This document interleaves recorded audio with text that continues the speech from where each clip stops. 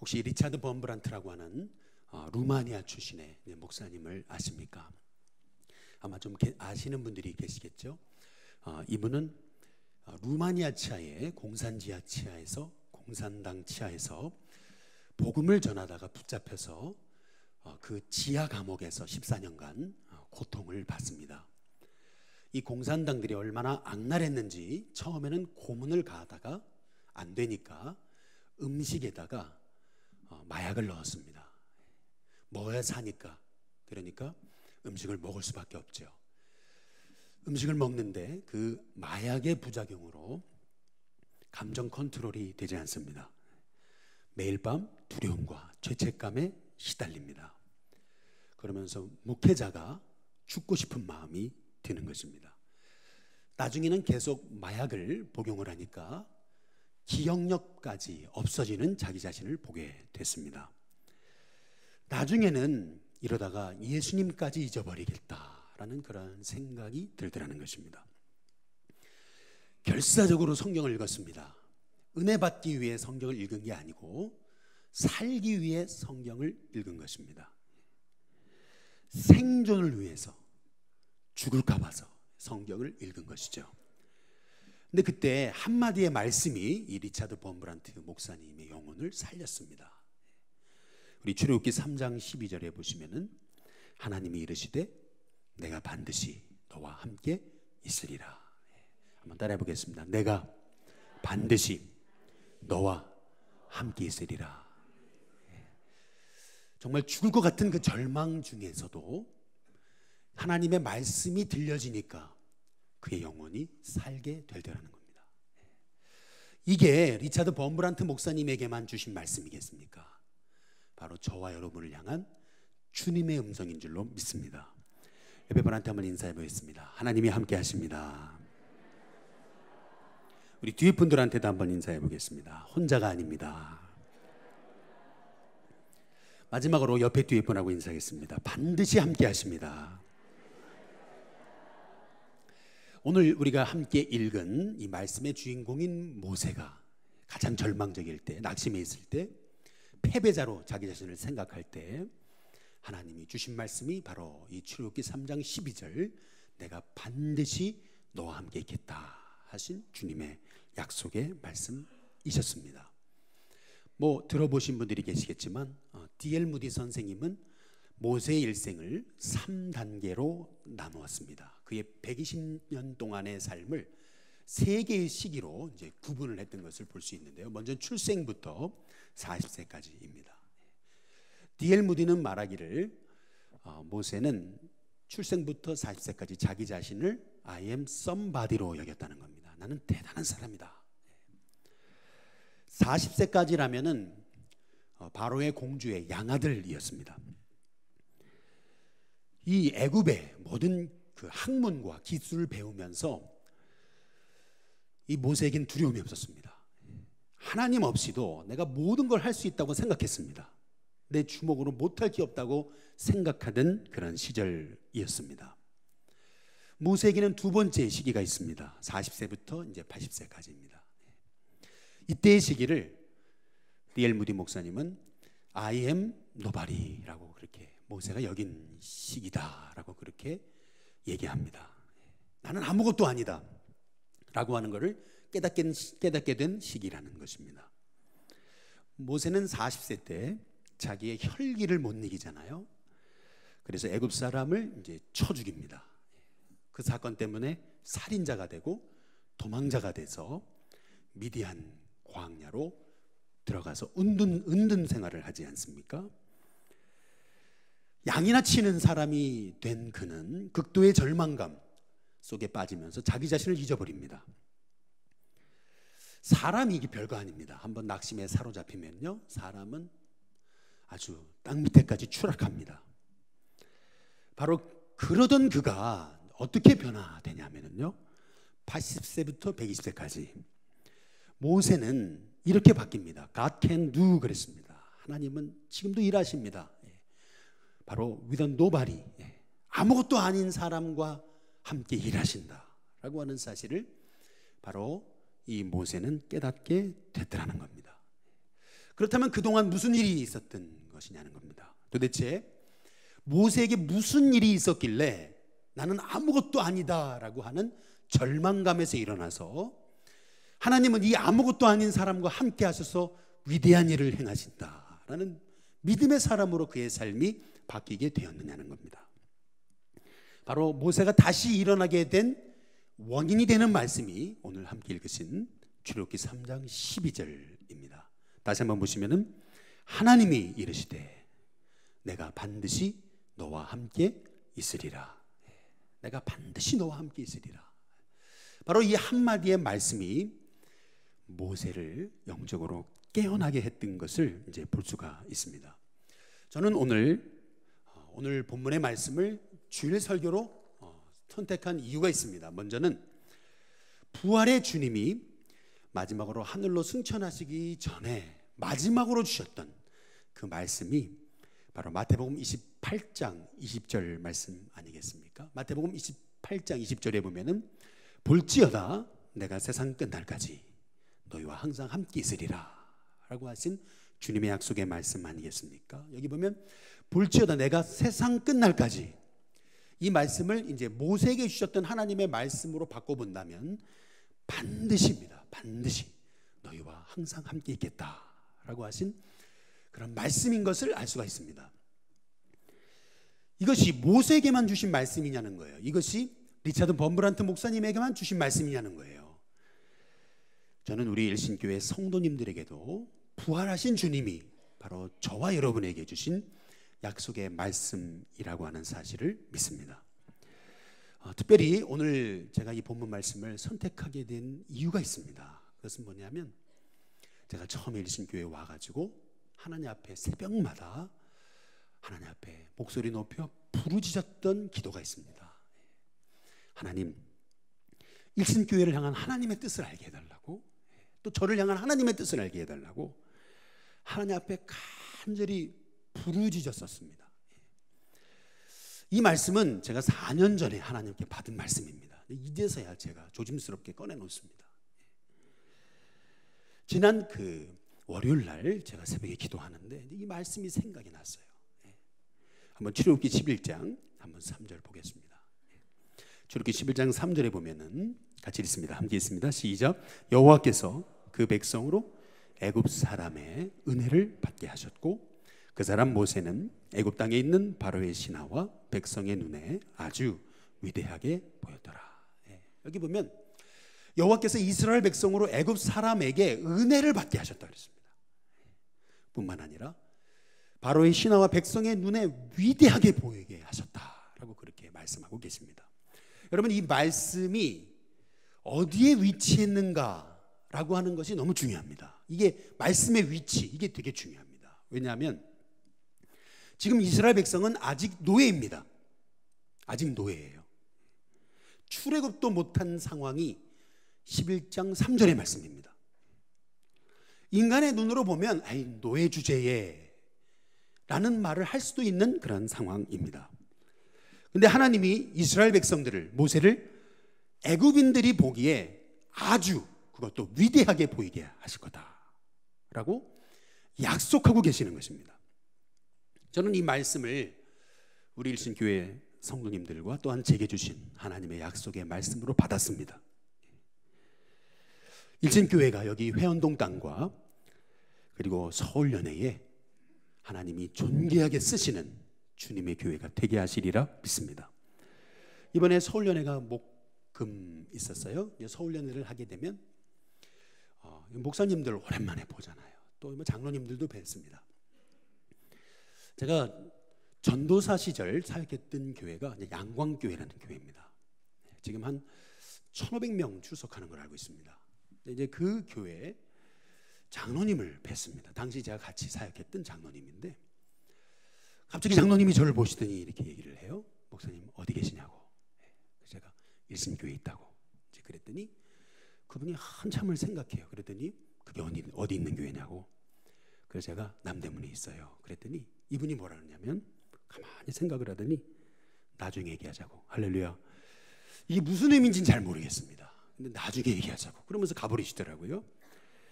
아니, 남대문에 일신교회가 있었냐? 이 얘기인 것 같습니다. 여러분, 오늘 이 말씀의 위치가 중요하다고 말씀드리는 이유는 지금 모세는 홍해를 가르기 전입니다. 하나님이 애굽에 장자를 치시는 10번째 재앙을 내리시기 전이에요. 이 말씀은 보세요. 홍해를 가른 다음에, 홍해를 하나님이 가르시는 것을 애굽 백성이 본 다음에 모세와 애굽 이스라엘 백성을 위대하게 보이게 하셨다. 그러면 이해가 됩니다. 뭐 애굽의 장자를 딱 치신 다음에, 그런 다음에 모세와 이스라엘 백성을 위대하게 보이게 하셨다 하면 이해가 돼요. 근데 그게 아닙니다. 하나님이 오히려 노예로 있던 이 이스라엘 백성을 위대하게 보이게 하셨다. 애굽 사람에게 은혜를 받게 하셨다. 이제 그렇게 말씀하십니다. 지난주 저희 교회는 오후 예배 때 그 노방전도를 했었습니다. 제가 마침 출타를 해서 노방전도에 함께 하지 못했습니다. 저는 그 노방전도 하신 것을 한번 보여주시죠. 근데 사진을 통해서만 제가 봤습니다. 근데 사진을 보는데 제가 얼마나 감사했는지 몰라요. 그 이유가 있어요. 성도님들의 얼굴을 보니까 마지못해 나가신 게 아니었어요. 얼마나 행복해 하시고 기뻐하시든지 우리 성도님들이 오늘 말씀처럼 달라 보였습니다. 아직 우리 일신교회는 부흥의 위대한 폭발적인 역사는 없습니다. 뭐 대단한 변화도 없습니다. 그러나 하나님은 홍해를 가르시기 전에 이미 이스라엘 백성들과 모세를 위대하게 보이도록 만드셨습니다. 그리고 나서 홍해를 가르신 겁니다. 마찬가지로 저는 우리 성도님들의 얼굴이 바뀌고 성도들의 모습이 바뀌는 것 자체가, 그리고 세상 사람들이 일신교회를 향한 바라보는 눈이 바뀌는 자체가 곧 홍해가 갈라질 것이라고 하는 주님의 사인이라고 믿습니다. 별로 아멘도 많이 안 하십니다. 할렐루야. 네. 여러분, 그 신의현 선수라고 아시는지 모르겠습니다. 네. 이번에 평창 동계 패럴림픽에서 금메달을 땄죠. 저는 이분이 그 뉴스에서 9시 뉴스인가요? 10시 뉴스인가요? 거기 메인 방송사는 아니고 그 뉴스에서 한 19분 정도 그 인터뷰하는 거를 제가 유심히 봤습니다.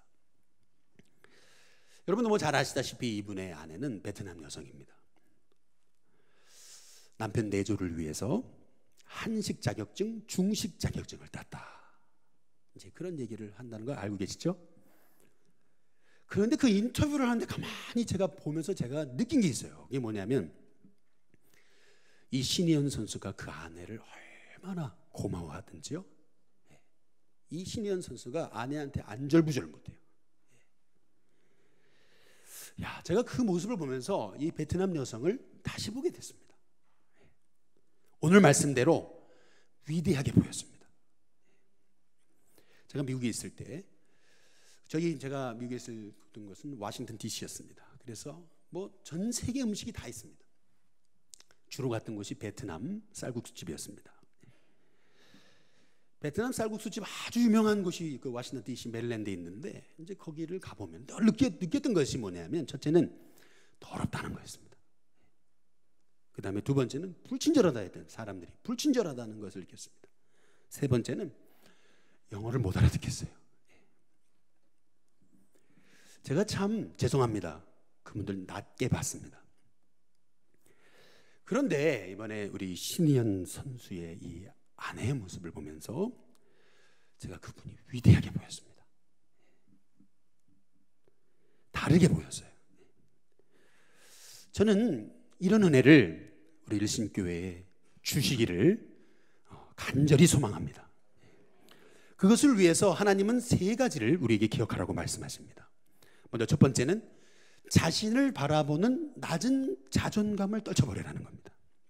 한번 따라해 보겠습니다. 낮은 자존감. 스스로 가지고 있는 낮은 그 자존감을 떨쳐버리라는 겁니다.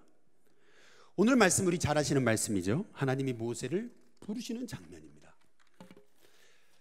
출애굽기 3장 10절 11절에 보면은 하나님이 모세에게 얘기했잖아요. 내가 너를 바로에게 보내겠다. 그래서 이스라엘 백성을 애굽에서 인도해 내겠다. 그때 모세가 뭐라고 얘기하죠? 11절 뭐라고 얘기하죠? 모세가 하나님께 아뢰되, 그 다음 뭐라고 얘기합니까? 내가 누구이기에. 이 말의 의미는 뭐냐 하면 하나님 사람 잘못 보셨습니다, 이 얘기입니다. 나 같은 사람 쓰시면 하나님 후회하십니다, 그 얘기입니다. 얼마나 모세가 낮은 자존감에 시달렸습니까? 그러나 결국 하나님이 강권하시니까 어쩔 수 없이 애굽으로 가잖아요. 그때 이 모세가 자기 장인에게 했던 말이 정말 제게는 이게 웃음이 나올 뻔했습니다. 출애굽기 4장 18절에 보시면은 모세가 그 장인 이드로에게 가서 얘기하잖아요. 뭐라고 얘기하냐면은 하나님이 모세에게 내 백성을 너를 통해 보낼 것이다고 하셨는데, 모세는 장인에게 가서 뭐라 그래요? 내가 애굽에 있는 내 형제들에게로 돌아가서 그들이 아직 뭐예요? 살아있는지 알아보려고 합니다. 그들 잘 있는지 가서 보고 오겠습니다. 그렇게 얘기하고 있는 거거든요. 자신감이 없었어요. 모세는요. 하나님이 함께 하겠다, 내가 너를 불렀다, 도와주겠다 얘기하시지만 모세는 자신감이 없었습니다. 그가 얼마나 낮은 자존감에 시달리고 있었는지를 알 수 있는 말씀입니다. 저는 모세의 모습을 보면서 제 모습을 봤습니다. 제가 일신교회 담임으로 취임을 했을 때 저는 매일 밤 두려움에 떨었습니다. 새벽 4시만 되면 눈이 떠졌습니다. 제가 새벽 4시마다 눈을 떴을 때 하나님 앞에 기도했던 게 있습니다. 하나님 힘을 달라고, 담대하게 해달라고. 왜 이렇게 제가 자신감이 없냐고. 제 아내는 여러분도 아시다시피 학교도 그만뒀습니다. 목회에 실패하면 정말 아무것도 할 수 있는 게 없는 게 저 자신이었습니다. 그런데 강단에 설 때마다 하나님이 주시는 음성이 있었습니다.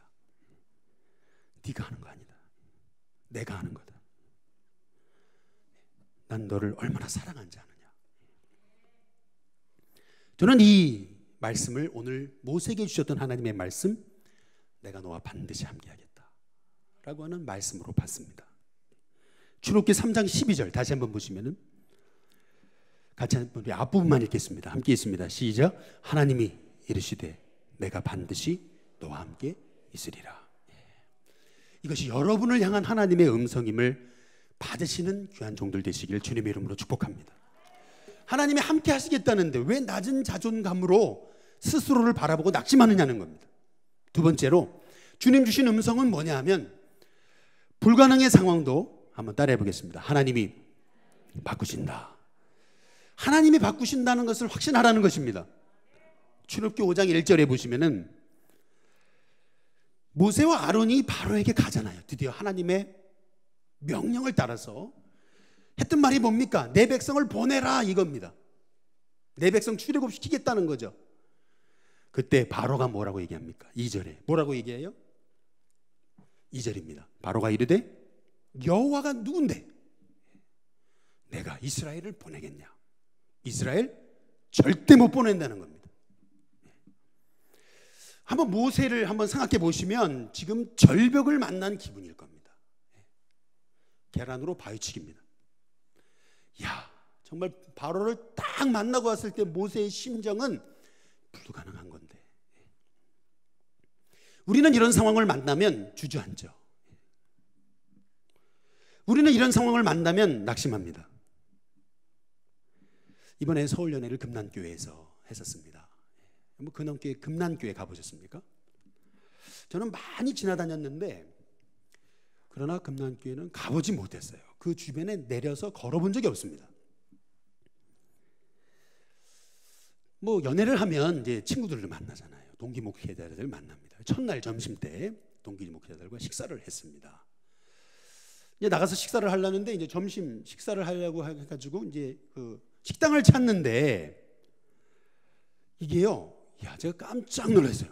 이게 뭐냐면 교회 주변이 너무 황량해요. 밥 먹을 데가 별로 없어요. 우리 동기들이 했던 말이 있습니다. 야, 여기는 커피도 제대로 먹을 곳이 없다. 그런데 세계 최대 감리교회잖아요.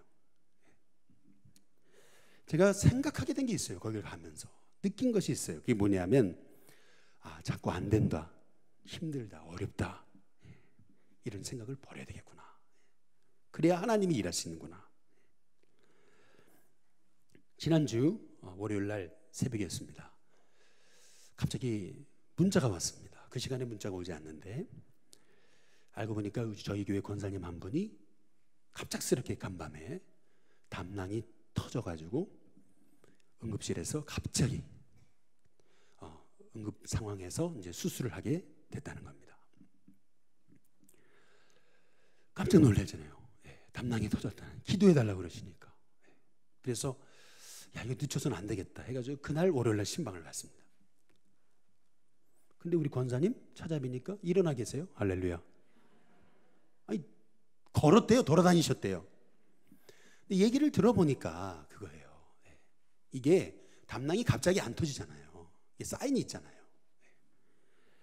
주일날 오전부터 오후까지 부활절이라 예배드리고 또 전도도 나갔다 오셨다는 거예요. 그런데 너무 통증이 심해가지고 3시간마다 한 번씩 진통제를 먹어가면서 전도를 나갔대요.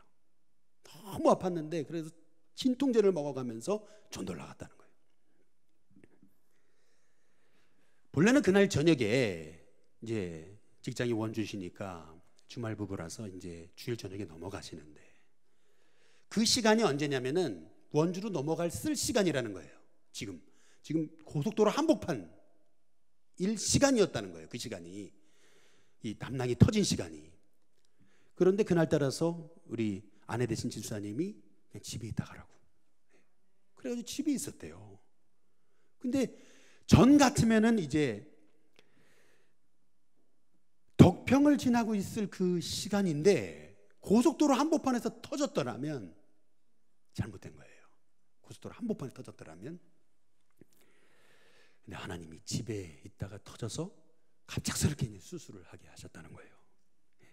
오늘 나오셨네요. 할렐루야. 저는 그 권사님의 말씀을 들으면서 이제 그런 생각을 했습니다. 하나님이 일하시는구나. 출애굽기 11장 3절을 다시 한번 보시면은 같이 한번 읽어보겠습니다. 함께 읽겠습니다. 출애굽기 11장 3절입니다. 띄워주시고요. 같이 읽겠습니다. 11장 3절 같이 읽습니다. 시작.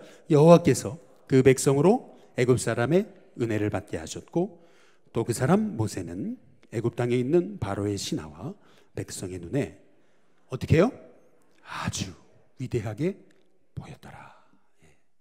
달라 보이게 만드셨다는 거예요.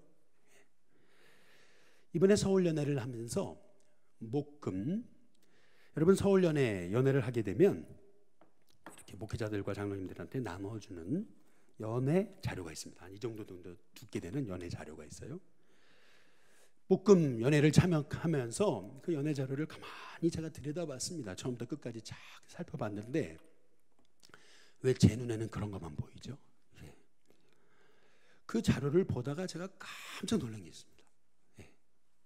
그게 뭐냐면은 이게 연회 자료라는 게 뭐냐면 1년 동안 지난 1년 동안 있었던 일에 대해서 보고하는 겁니다. 뭐 재정이라든지 뭐 모든 걸 보고하는 그게 연회 자료예요.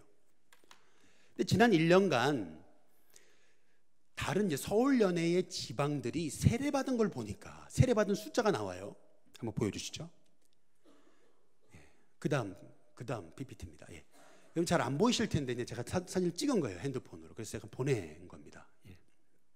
제가 설명을 드리면 도봉지방, 여기 한 교회가 아니에요. 도봉지방이에요.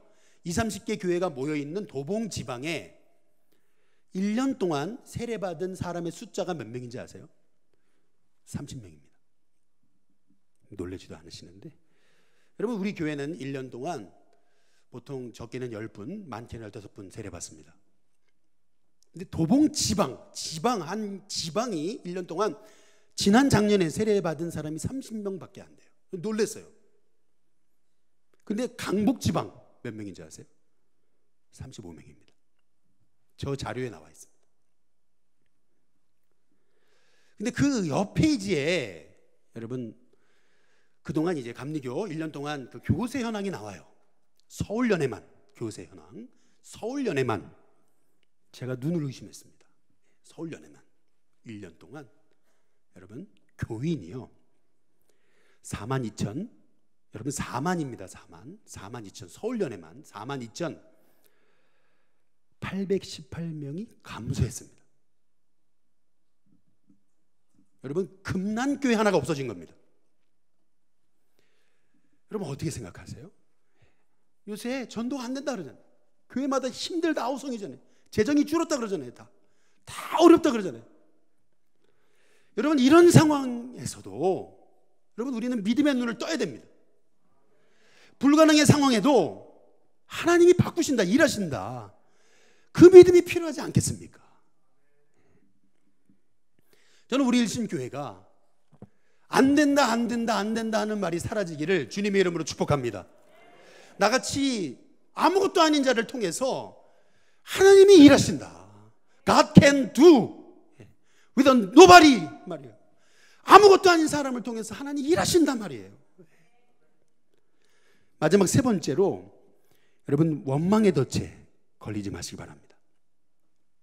출애굽기 5장 우리 21절을 보시면 우리 같이 한번 읽어보겠습니다. 함께 있습니다. 같이 있습니다. 시작.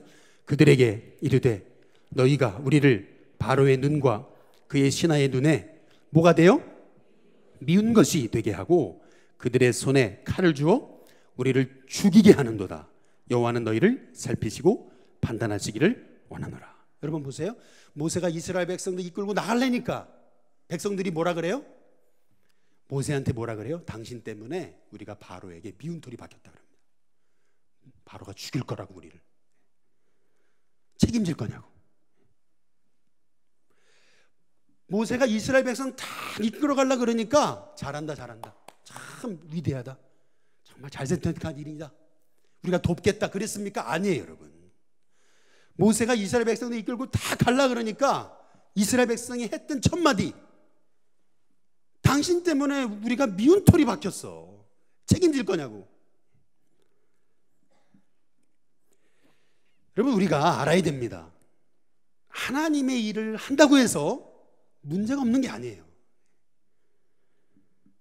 하나님의 일을 할 때 문제가 없을 거라고 생각하면 오산입니다. 하나님의 일을 해도 문제에 부딪힙니다. 그러나 하나님을 의지하면 하나님께서 그 문제를 뛰어넘는 은혜와 지혜를 주시는 것입니다. 이 말씀만 드리고 이제 마치고자 합니다. 지난 서울연회에 첫날 참석을 하는데 좀 늦게 갔습니다. 근데 마침 탁 들어갔는데 목사님 탁 설교를 하세요. 개회 예배. 제가 아는 분이었습니다. 애틀란타 한인교회 우리 담임 목사님이신 김세환 목사님이셨습니다. 개인적으로 아는 건 아닙니다. 근데 왜 안다 그러는 거냐면 이 교회에 제 친구 둘이 부목사로 있습니다. 얘기를 많이 들었어요. 애틀란타의 대표적인 교회입니다. 저는 이번에 설교를 듣다가 눈물이 쏟아질 뻔했습니다. 이분이 얘기를 해요. 자기는 수줍음을 너무 탄다는 거예요. 교회는 신방을 다니다 보면 여자분들하고 같이 다니잖아요. 목사님이 여자분들이 이게 옆에 같이 신방을 다니면 어디 숨고 싶대요. 그런 분이래요. 자기는 수줍음이 너무 많대요. 근데 한 번은 옛날에 부천에서 여성교회 대회를 하는데 여성교회 대회다 보니까 이제 교인들 11명을 데리고 여자들만 여성분들만 전철을 탔대요. 다 여자분들이고 혼자 목사님만 남자인 거예요. 근데 그때 이 전철 안에 누가 탁 들어오더니 그러더래요. 예수천당 불신지요 그러더라는 거예요. 아무도 쳐다보지 않더래요. 근데 갑자기 사람들이 쳐다보는 사건이 나타났대요. 왜 그런지 아세요? 교인 중에 이렇게 나서는 분이 있잖아요. 그 11명 중에 한 여성교회 회원이 뭐라 하냐면 저분 말이 맞다고. 할렐루야. 저분 말이 맞다고. 이렇게 거들더니 정말 예수님 믿어야 구원 받는다고 이제 그러더래요. 그러니까 사람들이 다 쳐다보죠. 근데 이분이 준비 없이 꺼낸 말이라서 그런지 몰라도 이분이 갑자기 그러더래요. 뭐라 그러냐면 여기 목사님도 계신다고. 예, 할렐루야. 예, 여기 우리 목사님 계시다고. 근데 목사님 얘기해야 되잖아요. 목사님 그럴 때 여러 번 아무 얘기도 못했대요. 그리고 나서 이제 여선교회 대회를 간 겁니다. 그런데 그날 그 여선교회 대회에서 목사님이 하신 말씀, 마가복음 8장 38절이라는 거예요. 무슨 말씀이냐면 누구든지 이 음란하고 죄 많은 세대에서 나와 내 말을 어떻게 해요? 부끄러워하면, 나와 내 말을 부끄러워하면 인자도 그 사람을 어떻게 한다고요? 부끄러워하겠다. 예. 야, 하나님이 말씀하시는 거잖아요. 얼마나 마음이 괴롭던지 중간에 오다가 교인들 가시라 그랬대. 혼자 내렸대요. 그리고 야, 내가 진짜 목회를 하나 못하나 안 하나 내가 지금 결판을 내야 되겠다. 내가 이런 마음을 가지고 목회 못한다. 전철에 탔대요. 다시. 그리고 외쳤대요. 여러분. 예. 그리고 나서 할 말이 없더래요. 안녕히 계세요. 그리고 나왔대요. 예. 여러분. 그런데 다 쳐다보더래. 안녕히 계세요. 그리고 나왔잖아요. 야, 여러분 이분이 정말 난 이렇게는 목회는 못하겠더라고요. 그래가지고 이거 해결해야 되겠다. 이 문제는 해결해야 되겠다. 그래서 전철은 너무 두렵고 너무 조용하니까 버스를 탔답니다. 그래서 버스 안에서 여러분 하고 나서 이제는 힘을 내서 말씀을 전했대요. 그랬더니 사람들이 박수를 쳐주더래요. 박수를 쳐주더래요. 그래서 이제 용기를 내서 전철에 드디어 올라탔답니다. 여러분 성공했을까요? 예, 성공했대요. 이분이 하시는 말씀이 지금도 애틀란타에 거기 H마트라고 하는 한인마트가 있는데 그 마트에 매주 토요일 날 가서 전도한다는 거예요. 외쳐 부르짖는다는 거예요. 야, 저는 그 말씀을 듣는 순간 가슴이 뭉클했어요. 예. 이 목사님 외모를 보니까 시골 사람 외모예요. 촌스럽습니다. 미국에 사시는 분 같지 않아요. 알고 보니까 얼굴에 암이 걸려가지고 9번 수술했대요. 근데 하나님이 그렇게 약한 분을 위대하게 보이시도록 만드셨던 것을 제가 봤습니다. 여러분 출애굽기 11장 3절 다시 한번 보겠습니다. 출애굽기 11장 3절에 보면 같이 읽습니다. 함께 읽습니다. 시작. 여호와께서 그 백성으로 애굽 사람의 은혜를 받게 하셨고 그 사람 모세는 애굽 땅에 있는 바로의 신하와 백성의 눈에 아주 위대하게 보였더라. 예. 여러분 스스로를 바라볼 때도 나는 아무것도 아니다. 너무 부족하게 보이십니까? 그러나 우리 하나님은 비천한 자를 들어서 하나님이 위대하심을 나타내는 위대하신 하나님이십니다.